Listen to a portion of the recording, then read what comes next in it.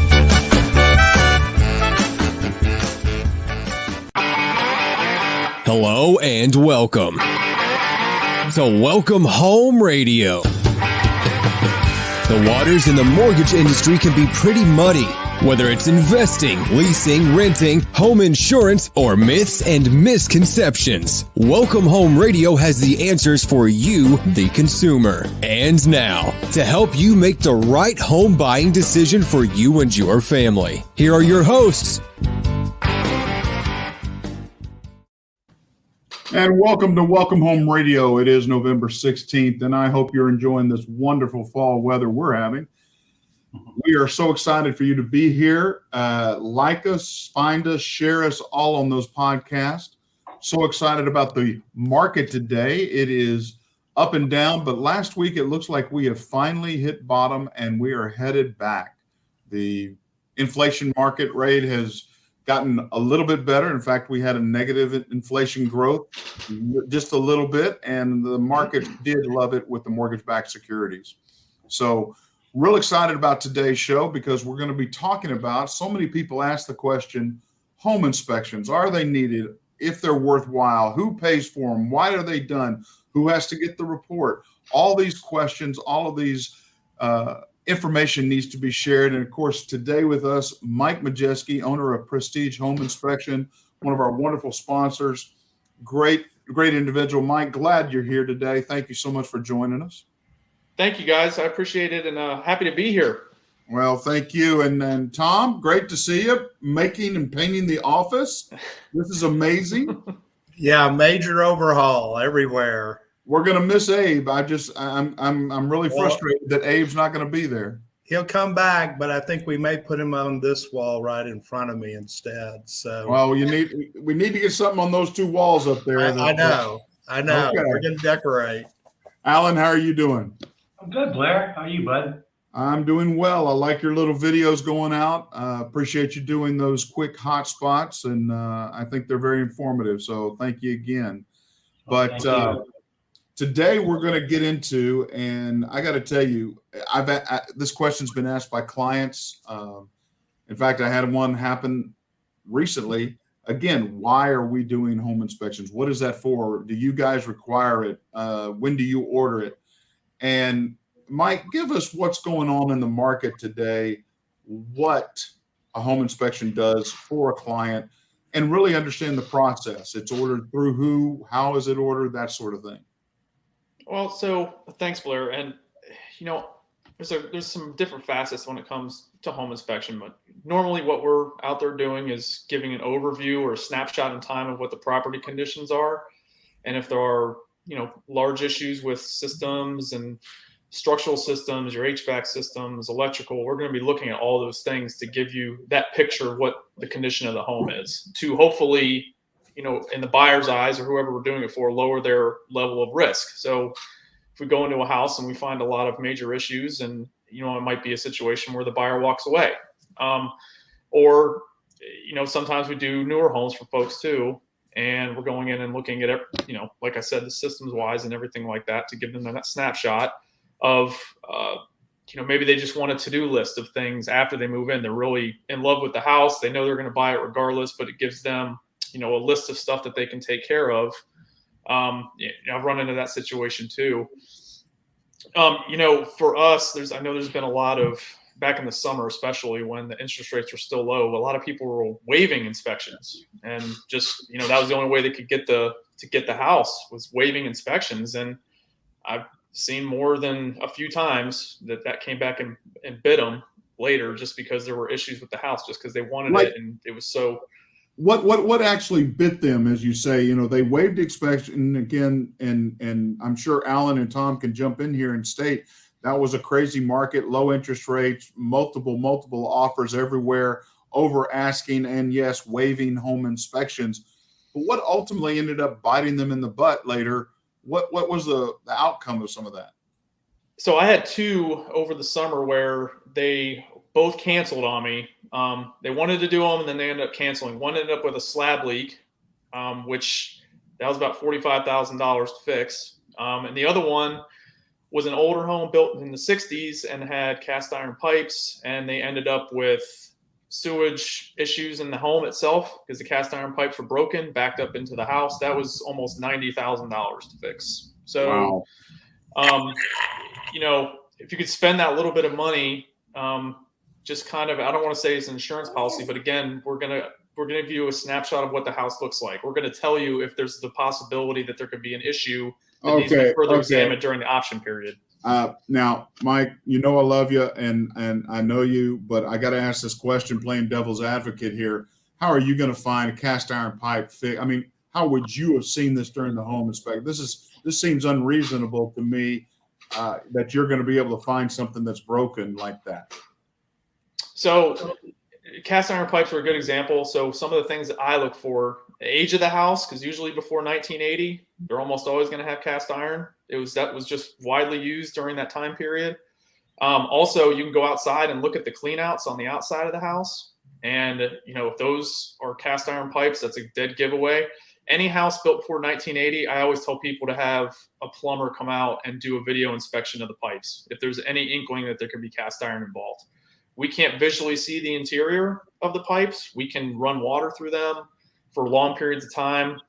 Vacant houses, I run the water for about 25 minutes to give me an idea if anything nefarious might be going on with them. But anytime I see any inkling of cast iron, I always recommend a plumber do a video inspection. You can get a better idea what the interior looks like when you do that video inspection. They're going to tell you, are there breaks? Is the interior of the pipes, are they starting to get really, really in bad shape that need to be replaced? Cast iron is not PVC. It's not smooth. So things can get caught up in there, and water can sit in places. So you're going to end up running. So I got to ask this question. You brought up a very valid point. A home's been sitting a little while. Electricity, water may not be turned on. Does this happen, Alan? I mean, in buying a home, you may not be able to inspect the home fully if the utilities aren't turned on. Well, you arrange for the utilities to be turned on for Mike. It's up to, sometimes it's up to the seller, and other times if it's foreclosure, they'll put it on you to get it all done. But either way, Tom can talk more about the investor buying foreclosure type stuff. I had a few clients do it, but for the most part, what Mike's hitting on is exactly right. Older homes, you got to do it. The other thing I was going to add, which is not as big as what he's talking about, but we did have a crazy little time there for about a year and a half, and common sense went out the door. It was who had the money, who could close the quickest, and inspections be damned. And it's just bad. But, I had clients like, the roof looks good. Like you're down underneath an oak tree and you look up and go, oh, that roof looks great. I've been around roofs my whole life. Well, no, you've got to look at them. You got to get up and look. You got to get in the attic and understand what's going on there. Mike has done inspections for my clients. He'll go, look, this is a water source. And an average homeowner doesn't, first off, if they're buying the home, they don't even want to see it. They don't want to see a problem most of the time. So Sure. The inspection report itself is a very good piece of paper. It's diligence done. You need to do it when you're buying a home. Some sellers do it before they put it on the market, but I don't care if they provide me one for my buyer. My buyer's still going to do an inspection. And of course they can tell me, no, they're not. And it's their money and it's their house. But, you know, I go hard as I can at them to get an inspection done by a good inspector. Mike certainly is that. Tom, you raised your hand a little earlier. What was that about? That was just about the fact that I just went through a hot water situation as far as a leak underneath my shower that was warming the floor to my master bath, which is great in the winter. I miss my leak now. but it was a rather expensive little venture. And my house is right at that age where 27 years of age, that it's beginning to kind of creak. And You actually have plumbing and cave, huh? That's we actually put it in. We retrofitted, so we had an indoor bathroom. Well, I'm sure the bears in there appreciate it. Tom, if I could ask, how did you figure out you had a leak? The floor was exceptionally hot, which made the bathroom exceptionally hot whenever you went in. And that was basically it. Plus then last month, massive water bill. Oh, there you go. Those are two big symptoms of those types of things. I was going to bring that up a couple minutes ago, Tom, was, you know, two of the big symptoms with slab leaks, and especially older homes that utilize copper. That's, you know, a warm floor, high water bill. Sometimes you can hear water running. Where is that coming from? I hear some kind of noise. I thought it was the pool sweep outside running. And I was like, okay, I lulled myself into that thought process long enough that it was that painful when we finally got to it. So again, I want to remind our listeners that you can find us on multiple podcasts. Like and share our podcast here. WelcomeHomeRadio.net is where you can find us. Now, here's a big question, Mike. I got to ask you this. Should the buyer's agent attend the home inspection? Should you have any real estate agent there for your borrower? Most of the time, it's totally up to, I leave it up to my client, who is the buyer. If they want to have someone there, 99.9% of the time, the agent's not going to be there. I encourage my clients to attend the inspections if they can, because to me, that is a much more important facet for them to learn about the house as I go through it.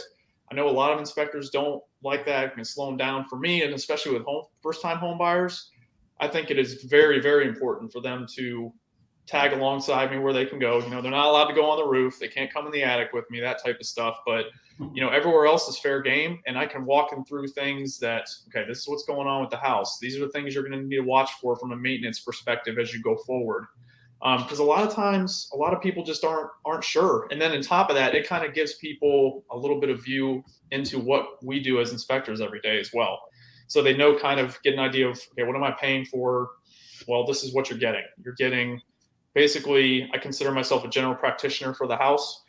If you want to look at it from a medical standpoint, you know, hey, I'm going to find issues. And when I find the issues, we're going to have somebody maybe come out and look at it. If there's a foundation issue or an electrical issue, you might call an electrician, or an HVAC issue, you call an HVAC tech to come out. But it's very, in my perspective, it's important to be able to give that information in person. And I know sometimes folks can't make it. I understand that, but it can be a lot of information. And Alan and Tom, you know, you could say this too, that jump in here, when they get that inspection report, it can be overwhelming. You know, it can be 50, 60 pages of information. The whole realtor inspector client thing is it's evolving always. The more experienced buyers, you know, upgrading, did it before, did it 2 or 3 times, you know they need to go and spend the last 30 minutes of that inspection time with Mike. And they'll go, you know, Alan, I don't need you, you know, don't worry about it. If it's a newer buyer, I'm a little more, you know, you can't tell your client how to do it, but what you can infer is, you know, I'm happy to help. I'm happy to be there, help you identify with your inspector issues that, you know, you really need to get addressed before we go any further in this contract. And a lot of times a first-time home buyer will say, oh gosh, yeah, we want you there. The other part of this is kind of a bummer part, but in the past, some people in, you know, the profession have not exactly gave great advice to a buyer based on what an inspector said. And that can be an issue legally and for one's, future in the business. So there's a little bit of that too. So you have to know who you're working with, and that's why, I think most realtors in the business have inspectors that they recommend. We can't recommend, well, we can, but we don't recommend just one, excuse me. We recommend one or two or three, because the client needs to make a decision on what inspector they're going to use. Because if things go wrong, that's got to be their decision and what they decided to do. So there's a lot of things involved with a realtor, an inspector, and a client. But generally, if there's a lot of experience involved in the real estate contract, like Mike said, it's the last 30 minutes. I want you to be there. I want to show you what's up with the house, and it's just good time spent. Now, I'm the new Gen Z buyer, that first-time home buyer, and I'm really into technology, and I've got a home inspector that uses these no flying drones. Are they worthwhile, or are they just selling technique? Because I don't see the value. You can't see a roof and the undulations as well, or the softness or so forth, or check out things. Are drones as effective as a person where they can be? Personally, for me, I don't have issues with guys using them. I don't prefer it. I prefer to walk the roof because you get a better idea what the condition is by walking around on it. I know it's becoming more prevalent, but that's not something, unless I was physically unable to walk a roof, that I would utilize. Is it better than some guys using binoculars to look at it from the ground? Because that used to be situations where guys couldn't get on the roof and they would, I'm using binoculars from the ground. Yeah, it's probably a better option than binoculars, but I still feel like being able to walk the roof, you can find soft spots. You can see up close, if there are small issues that maybe you can't see with that drone. So bless you. Bless you. Yeah. Surprise. Well, I think Tom, I can't change my career because I think there's a weight limit on these roofs, so I can't walk. Oh, no. Blair, you'd be okay. No, but that would be a place. X spot on the inspection if the inspector fell through the roof. I'm pretty sure he'd say, we probably need to back out of this contract. Yeah. By the way, that's my lender up there too. He wanted a closer look. We're a team right here, baby. Take us through, Mike, so that people understand. I think we can all agree that there's huge value for a home inspection before going on. That's why you have the option period.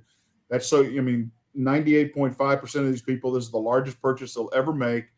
They need to understand what things could be or could not be. We just had a home come on the market in our neighborhood. My wife looked at it yesterday, and I think she's a home inspector. I think she'd love to do it just because she goes on there and says, can you believe it? They're trying to sell this home for $635,000 and they haven't done a single upgrade. And it's 3 years older than our home. So it's 30 years old. And, I can't believe they're asking that price. And I'm sitting there going, the inspector's going to have a field day. If you remember Greg Hooper, Mike, you gave him 66 pages worth of notes on one property he was looking at. And yes, he did back away from it because all the challenges that were there. Going into this, we need home inspections. I think we've definitely solidified that as a necessity in the process. But help us understand, what do you cover in a home inspection? How do you go through? Because it's normally a 3 to 4 hour process, I believe. I'm guesstimating. Right. I don't know. But what do you do when you come up so that the borrower understands, what am I getting out of this? So as a home inspector, and I'll kind of go back to what I was saying, that we're kind of a general practitioner for the house. So we're gonna come up to the house when we look at it, right? And we're gonna walk around the outside, and we're gonna get our eyes on everything we can when we're at that home. So if we can get safely on the roof, we get safely on the roof. We're gonna walk around the outside of the house and looking for issues. Are there large cracks? Are there brick veneer walls that maybe have become loose over time? Is there water that's coming out of the house in some areas it's not supposed to be? Are there issues where there's shingles missing, or are there holes in the roof that could allow water penetration into the attic? Okay, so we can do I our stop you outside. here? Yeah. Can I stop you here? Is the cellar at the home when you're doing this? Sometimes. I think, before COVID, at least in my experience, that wasn't usually the case. And after COVID hit and most people were working from home, that started to change a little bit. I've never had an issue if a buyer, it's still their house. I know we have access to it, but it's technically still their house, so I've never had a problem when sellers are still there. They try to be really as accommodating as possible. At least it's been my experience. I've never had a seller following me around or anything like that. So I've never had a bad experience with it, but it's, they can be there. Preferably, would I prefer them not to be there? Yeah, I would, but it just makes my job go. Time to say that the seller is the boss. It's their home, and we can't tell them they have to leave the home. So sometimes they're there. The home I bought, the seller was here. I'm a realtor. I was okay with it. I was talking to that seller about the home I was about to buy. So it worked out for me, but the seller is the boss. It's their home. And a good agent on the selling side will say exactly what's going to happen here. It's going to be maybe noisy. It's going to be in the attic. It's going to be on your roof. You're going to see ladders, blah, blah, blah, blah, blah. You might want to be out of the house. That would be better. And they'll get done quicker. Well, here's my question. Is a seller following him around, explaining how well he built this upgrade. So here's my question. Can he refuse? Oh no, you can't go into that closet. You can't open that closet and look in there. He can absolutely say that, and then but I'm going to put in my report that some places were inaccessible, and the reason why they were inaccessible. So that stuff would be in my report. Seller is king. Well, I'm just trying to give people the understanding of what's going to go on in this process, because seller is, hey, they still own the home. The buyer's trying to buy it. They're trying to sell it. I would think they would be accommodating. I'm just trying to understand the whole process here. But if they're around, just like a realtor, as they've said in the documentations and court cases here, can be an influencer to a inspector. And I know Mike, he's not going to be influenced. He's going to do his job one way or the other. But I just wanted to discuss that because first-time home buyers don't understand this process as well. They don't understand why they're spending this money. They want to, what am I getting for this? This document is so busy. I don't want to read it. And I think it's great that they're there with you, that you take the time to explain it.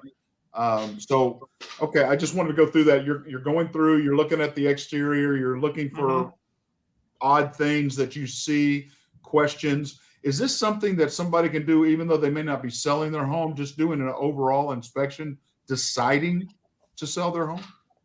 Yeah, so I think, and Alan, you touched on this, pre-listing inspections for folks that are going to put their houses on the market. That would be a situation where I would go in and do my regular inspection that I normally do for a buyer. In this case, we're doing it on the seller side, to kind of give them what I was saying earlier, a to-do list. Okay, these are things that if you want to put it on the market, wanting to do that, these are some things that you may want to take care of. And that would be a situation where they would just come back and discuss it with their realtor after they get the report saying, okay, here's what I got from the inspector. What do you think we should address before we put this on the market? What are the most important things?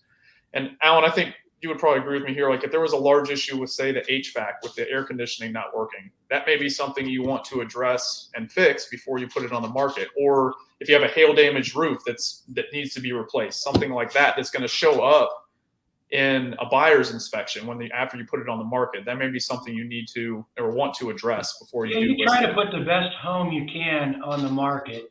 Again, sellers are they're giving you your marching orders, but your job is to give them good advice, how to get the most money the fastest when you put the home on the market. And what Mike said is when you do pre-inspections, you can identify things up front that matter to a buyer agent, because I do both, obviously, and that matter to a buyer. So the big ones are roof, HVAC, foundation, things like that. And as you know, Blair, as a lender, why don't you tell homeowners and first-time home buyers what disqualifies a VA or FHA loan. There's certain things that Mike will find in a pre-inspection that will give knowledge to a seller. And, so maybe tell people a little bit about that. I think most people, first-time home buyers, just think a loan's a loan. My gosh, I'm only putting nothing down or 3.5%. So maybe this is a good time for you to segue in on that. Well, that is, it's a very valid point. Our listening audience may or may not know, and Tom can help me with this, that there are different standards for closing on a home, whether it's conventional, VA, or FHA, even the now and then USDA. And so understanding those differences and being aware of them through a home inspection, that this might disqualify, or if this has to be repaired before a veteran.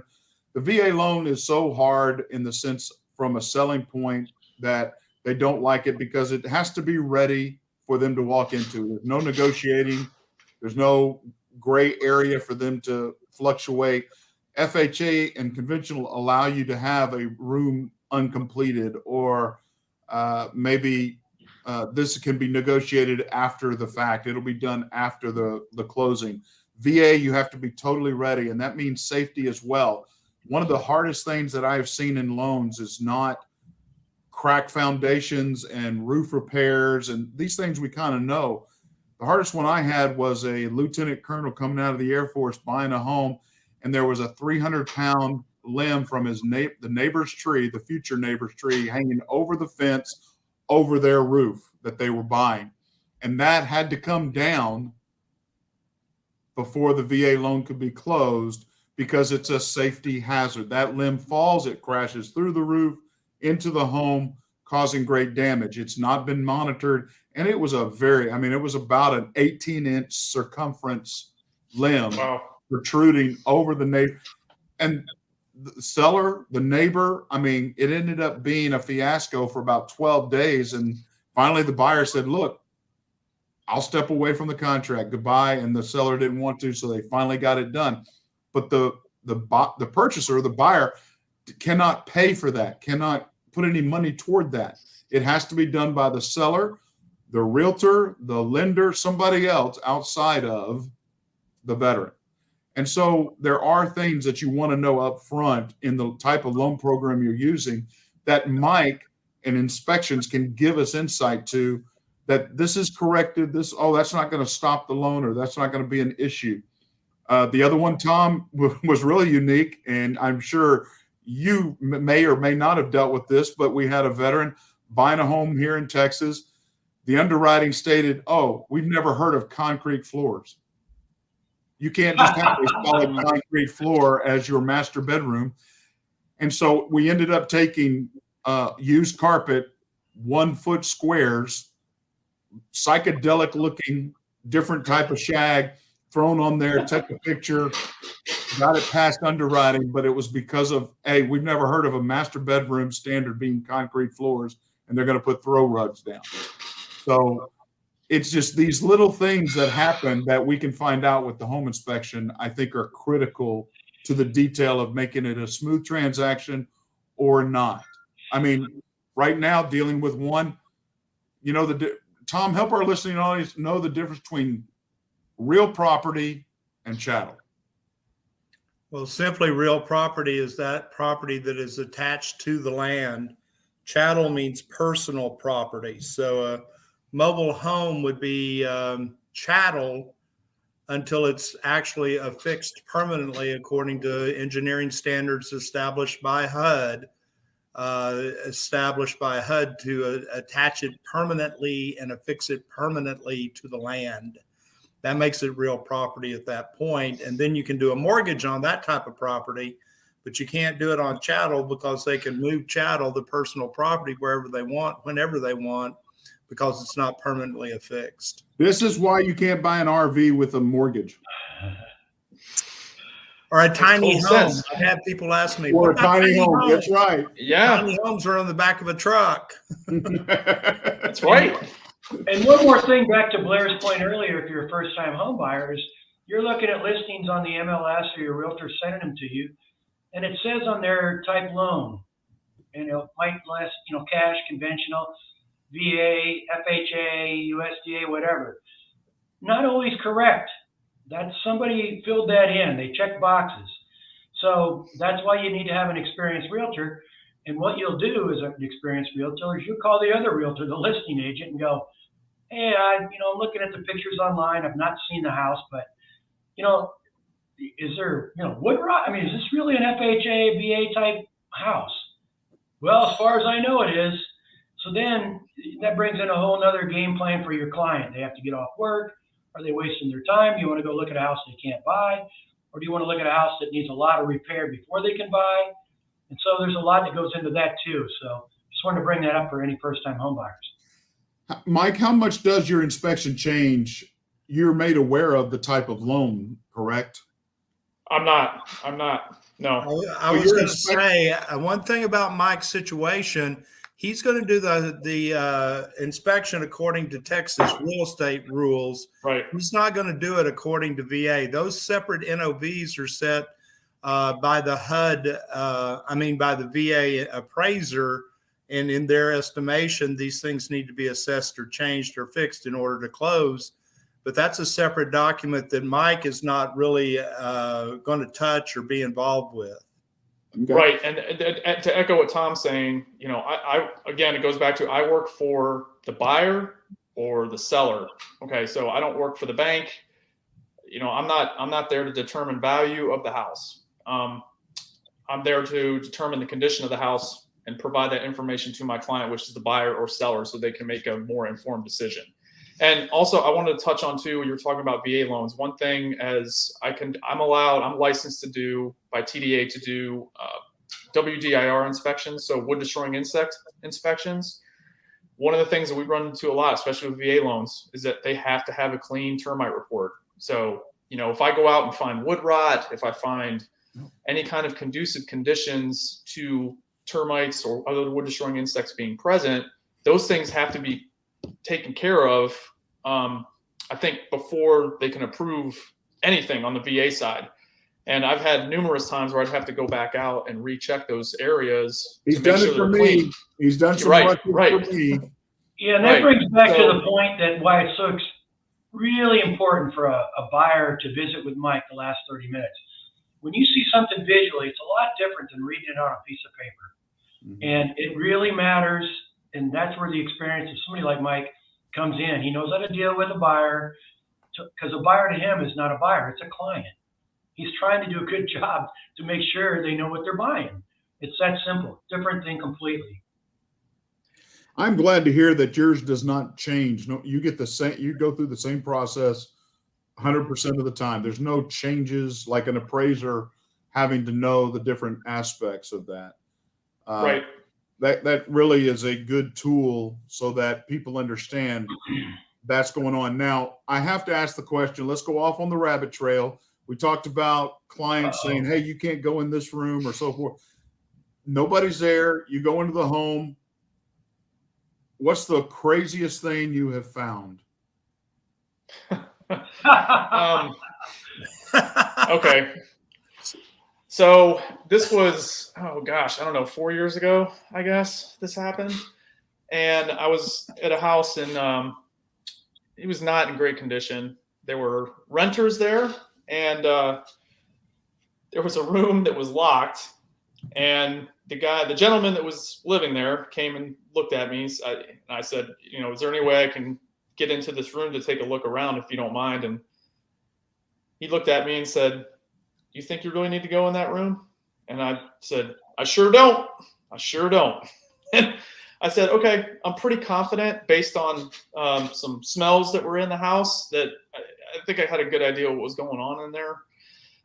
And so at that point, I waited till the end to check that out. And I said, okay, you have a great day. I really appreciate it. And I'll see you later. So, I've run into, dead animals under pier and beams. A few weeks back, I found a family of dead raccoons in the attic, and it was not pleasant at all. But that was probably that situation, and just the way the guy was looking at me was a little unnerving. So that's where they kept the bodies. I'm pretty confident it wasn't bodies in there, Tom. It was something that they were going to distribute later. If you catch my drift. So they deliver No, I can smell it newspapers from back in here. the day. yeah. So that was that was weird. That was really weird. Needless to say. You're making Tom Eyes cry because he's a landlord and he has multiple rentals and he's just scared now going through his mind. What are my renters doing in that home? Gotta go check my house in Garland. They've been Oh my warned. gosh, yeah, They've been warned. that's right. Oh my goodness. Oh goodness. Yeah, but most of the time, 99% of the time, you're not running into those type of situations. And one of the things I would say to the listeners, if you are getting ready to sell your house and you've got a contract in and the buyers are having an inspector come over, it helps us a ton if things are accessible. Being able to get into the attic, getting to the electrical panel, because if there's areas that we can't get to, we can't move personal items to get to that, to look at it. And that can be detrimental to the buyer, obviously, but also to the seller. It's a situation where, hey, my inspector couldn't get to all these areas. Here are the photos. Maybe you have to extend the option period on your end because I have to come back and do a reinspect or something like that. So that helps us out a lot when homes are ready to be inspected, and that means having access to the important parts and being able to get into those areas and check out the systems. And that's where a good, the listing agent has to work with the seller, whoever they are. And a lot of sellers will stack their garage with stuff they're moving with. Yeah. And a lot of, all inspectors have to look in the garage for hot water tanks, stairs to the attic, all that kind of thing come up. And there's nothing worse than when you get a call like, we can't get in the attic. And that's a horrible thing. So access is really key. Now, I'm going to play devil's advocate again. I'm buying a new home. It's just built. Surely I don't need to inspect a newly built home. I mean, come on. It's supposed to be perfect right off the bat, right? And it's Shirley. come on. Oh yeah. Stop calling me Shirley. I know. Who's Shirley? Well, you look Shirley. Oh, I didn't see her over there. I've seen many strange things with new builds. I've gone into new builds where no insulation in the attic. The appliances weren't installed. I've gone into new builds where this was an interesting one.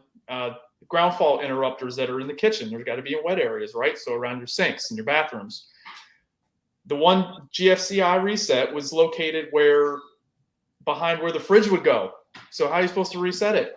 If it trips, you're going to move the fridge every time if you have to reset it, things like that. The second floor I went to the second floor of a new house. Toilets weren't flushing correctly. I go up on the roof and there's a cap on the plumbing vent that was not removed. What are they spinning the wrong way? I mean, no, they don't flush well, and you're trying to figure out what's going on with it. And okay, these aren't flushing right. And got up on the roof. Sure enough, there's a cap on the plumbing vent. I did a warranty inspection a couple years ago for somebody, 11-month warranty inspection. That they provide that inspection report to the builder to come back and fix things. It was the same situation. They could not understand why their toilets weren't flushing upstairs, and go up on the roof, and sure enough, there's a cap on the plumbing vent. So when we do new home inspections, and I do a lot of those, we always find issues. We always find a lot of things that maybe were missed. With the environment nowadays with new builds, you have a superintendent, but you have a lot of subs that are in and out of there pretty quickly, right? I think you guys would probably agree with me. And sometimes things get missed. And plus that super could be handling 25 different houses. Yep. The more eyes you can get on things, the better off you're going to be from the get-go. I think it's been worse in the last 2 years than I've ever seen it with the new. And a lot of it's COVID. We couldn't get this, we couldn't get that, and otherwise we would have.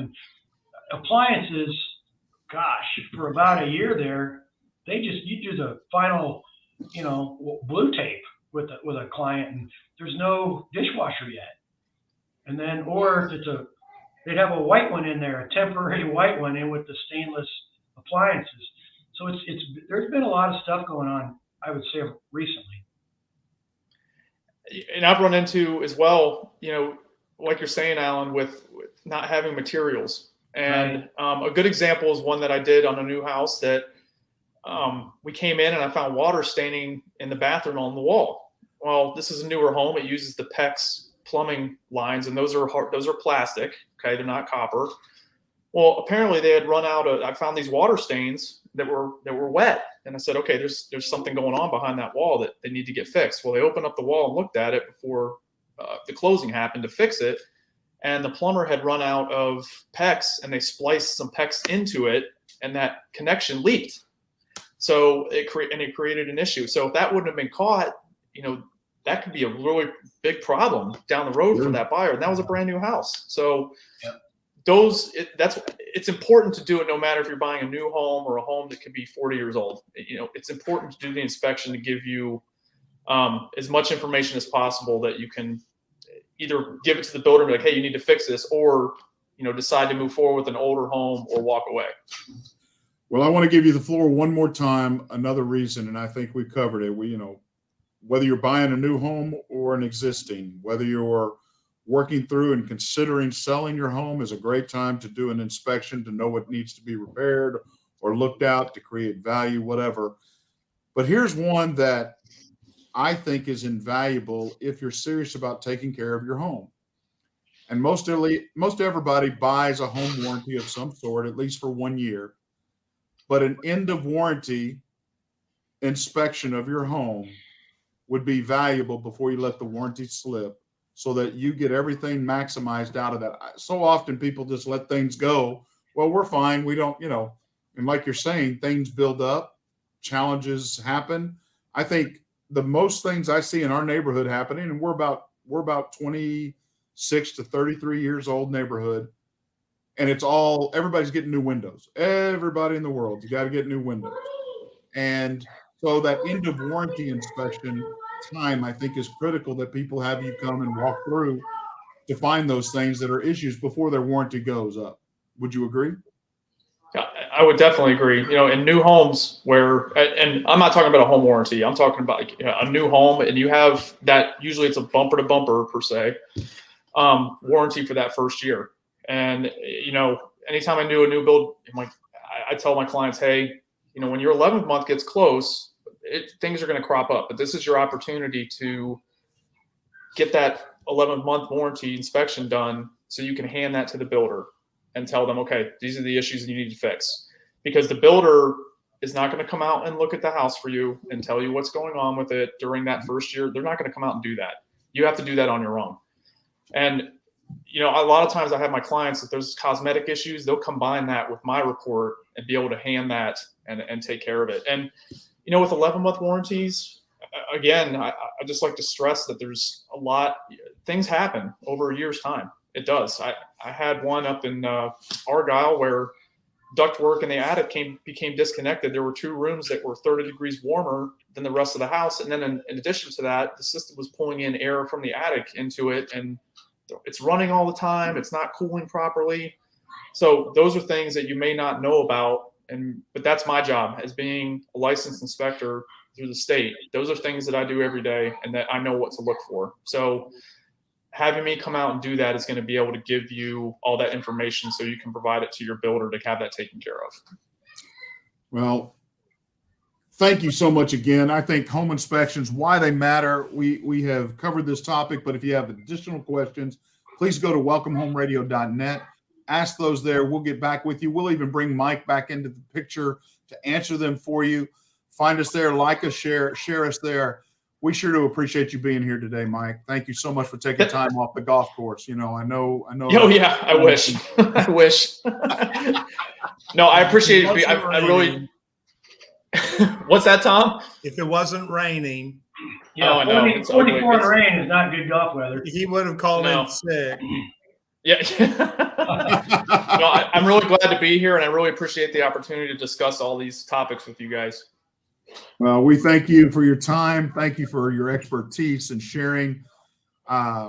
Just a blessing to have you around here, but hopefully the listeners understand that home inspections are critical to their business decision of buying, maintaining, managing a home.